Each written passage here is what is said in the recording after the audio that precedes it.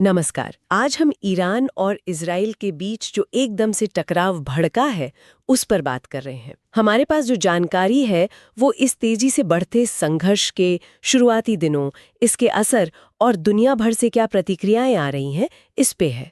आज कोशिश रहेगी कि इन स्रोतों से जो अहम बातें हैं उन्हें समझें। तो शुरुआत हुई इजराइल के ऑपरेशन राइजिंग लायन से। ये था 13 जून 2025 को। ईरान के कई ठिकानों पर हवाई हमले हुए। नतांज जैसी परमाणु साइट्स, मिसाइल लॉन्चर्स, सैन्य अड्डे, ये सब निशाने पर थे। पर बात शायद सिर्फ हवाई हमलों की नहीं थी। जी नहीं, बिल्कुल नहीं। दिलचस्प बात यह है कि इन हवाई हमलों से पहले भी काफी कुछ हुआ।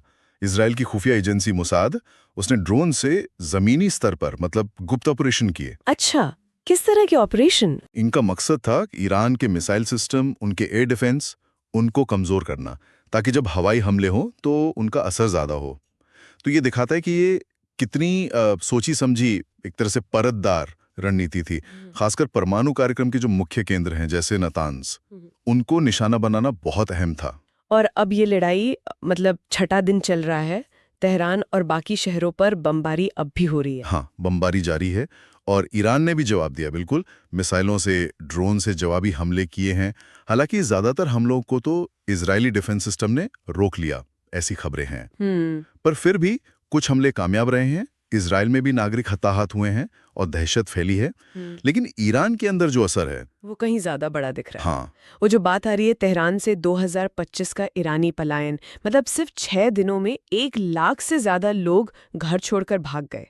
ये आंकड़ा ही अपने आप में बताता है कि हालत कितनी गंभीर है। और ये तो शायद सिर्फ शुरुआत है। मानवीय तबाही देखिए। ईरान में लगभग 585 नागरिक मौतें बताई जा रही हैं। शहरों को भारी नुकसान हुआ है। इजराइल में करीब 24 नागरिक मौतें हुई हैं। और जैसा आपने कहा, इतने बड़े पैमाने पर पलायन। कई जगह ईंधन की राशनिंग हो रही है। तेहरान में इंटरनेट बंद है और इसका असर वैश्विक तेल बाजारों पर भी दिखने लगा है। जाहिर है पूरी दुनिया देख रही होगी। वैश्विक प्रतिक्रियाएं क्या है? अमेरिका का रुख खास तौर पर। हाँ, अमेरिका पूर्व राष्ट्रपति ट्रंप का बयान काफी सख्त आया है। उन्होंने ईरान से कहा है कि वो बिना शर्त आत्मसमर्पण करें और ये भी कहा है कि सीधे अमेरिकी सैन्य दखल पर विचार हो रहा है। शायद ईरान के परमाणु ठिकानों पर हमले की बात हो रही है। लेकिन अमेरिकी कांग्रेस में इसको लेकर एक राय नहीं है, मतलब वहां मतभेद हैं।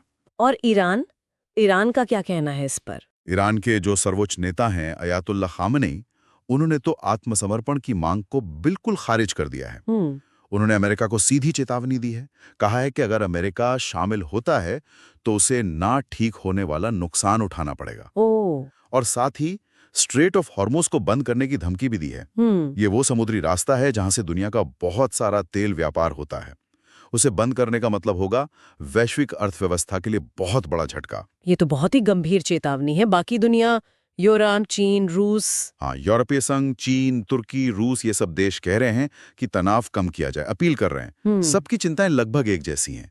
कहीं ये लड़ाई और ज्यादा ना फैल जाए, मानवीय संकट और गहरा ना हो जाए, जिसमें गाजा की हालत भी शामिल है जो पहले से ही खराब है, और वैश्विक बाजारों में अस्थिरता न बढ़ जाए। इन रिपोर्ट्स में ये भी लग रहा है कि शायद ईरान को सैन्य मोर्चे पर कुछ मुश्किल हो रही है। हाँ, कुछ विश्लेषण ये कह रहे हैं कि ईरान को इजराइल की जो तकनीकी और सैन्य क्षमता है उसका सामना करने में दिक्कत आ रही है।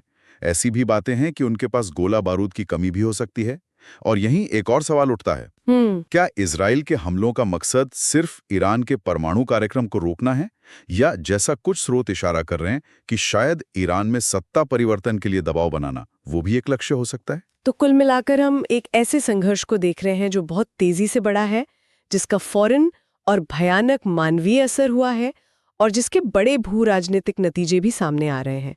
अमेरिकी दखल की संभावना, वैश्विक बाजारों पर असर, पूरे क्षेत्र की स्थिरता, सब दांव पर है। बिल्कुल, स्थिति बहुत ही नाजुक है।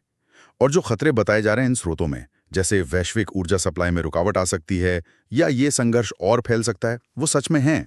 जिस तरह का तनाव है और ईरान के संसाधनों पर जो दबाव है, उसे देखते हुए अगला कदम क्या होगा, इसका अंदाजा लगाना वाकई मुश्किल है। और यहीं एक बड़ा सवाल खड़ा होता है। अगर इजराइल का संभावित लक्ष्य सिर्फ परमाणु कार्यक्रम नहीं, बल्कि शायद सत्ता परिवर्तन भी है, और उधर ईरान इतनी सख्त चेतावनी दे रहा है, तो पर्दे के पीछे मतलब इस सीधे टकराव से हटकर ऐसे कौन से दबाव या कौन से कारक काम कर रहे हैं जो इस संघर्ष के अगले दौर की शक्ल